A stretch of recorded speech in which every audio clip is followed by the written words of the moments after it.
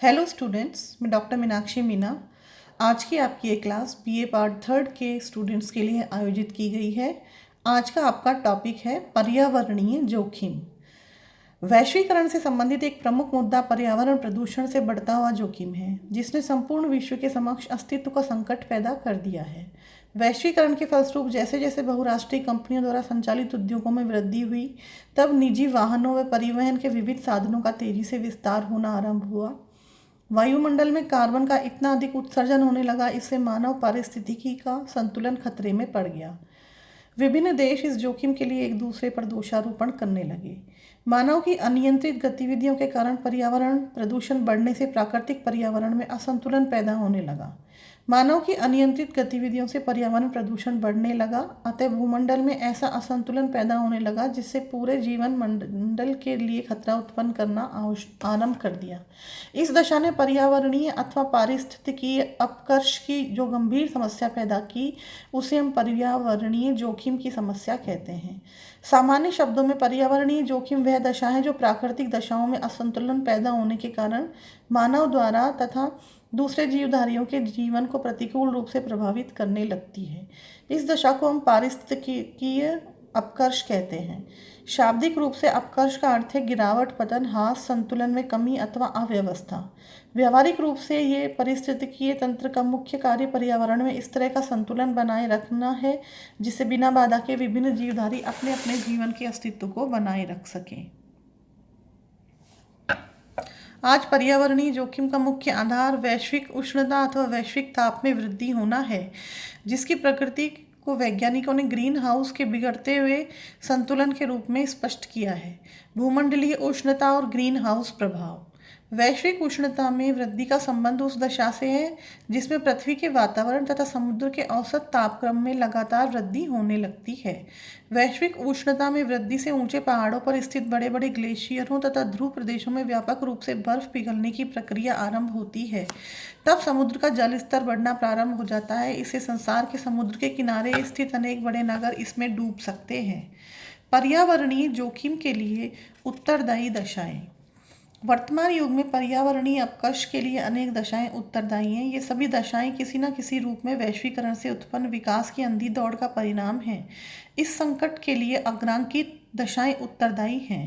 पहला है औद्योगिक विकास। विज्ञान और प्रौद्योगिकी के विकास से संपूर्ण विश्व में औद्योगिक विकास की गति इतनी तेज हो गई कि पारिस्थितिकीय संतुलन बनाए रखना संभव नहीं रह गया। औद्योगिक इकाइयों से होने वाले कार्बन युक्त गैसों के उत्सर्जन में इतनी अधिक वृद्धि हुई है कि पिछले 150 वर्षों में 30 गुना इसकी वृद्धि हो चुकी है। औद्योगिक इकाइयों से निकलने वाले कचरे, विषाक्त पानी तथा दुर्गंध के कारण जल और मृदा का प्रदूषण इतना अधिक बढ़ गया कि बहुत से जीवधारियों का अस्तित्व ही संकट में पड़ गया। दूसरा है यातायात के साधन। संपूर्ण विश्व में पर्यावरणीय जोखिम को बढ़ाने में परिवहन के विभिन्न साधनों जैसे रेल, कार, व्यावसायिक वाहन, जलपोत, हवाई जहाज़ों की बड़ी भूमिका है।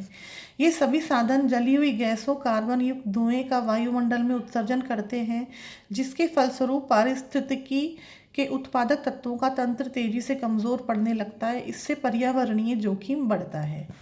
तीसरा है सघन कृषि में वृद्धि। प्रौद्योगिक विकास के साथ विभिन्न देशों के सघन कृषि की नई तकनीकें भी पारिस्थितिकी अपकर्ष का प्रमुख कारण है। एक वर्ष में 3-3 फसलें प्राप्त करने, खाद्यान्नों, फलों, सब्जियों के उत्पादों को बढ़ाने के लिए जब बहुत अधिक रासायनिक खादों और कीटनाशकों का उपयोग किया जाता है, तो भूमि को उपजाऊ बनाने वाले सूक्ष्म जीव जंतुओं की कमी होने से भूमि की उर्वरा शक्ति समाप्त होने लगती है। चौथा है विकास परियोजनाएं। सरकारी तथा गैर सरकारी क्षेत्र से संबंधित विकास परियोजनाएं भी पर्यावरणीय जोखिम का एक प्रमुख कारण है।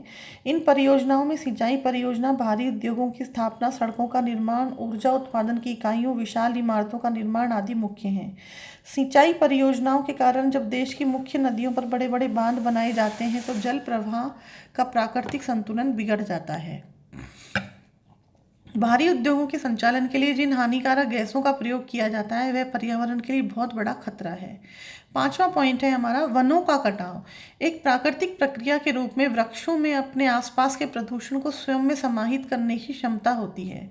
विभिन्न देशों में जब औद्योगिकीकरण में तेजी से वृद्धि होने लगती है तो उद्योगों की स्थापना, उनसे संबंधित निजी प्रतिष्ठानों का विकास, उन्हें सड़क व रेल से जोड़ने के लिए भूमि के एक बड़े हिस्से की आवश्यकता हो जाती है।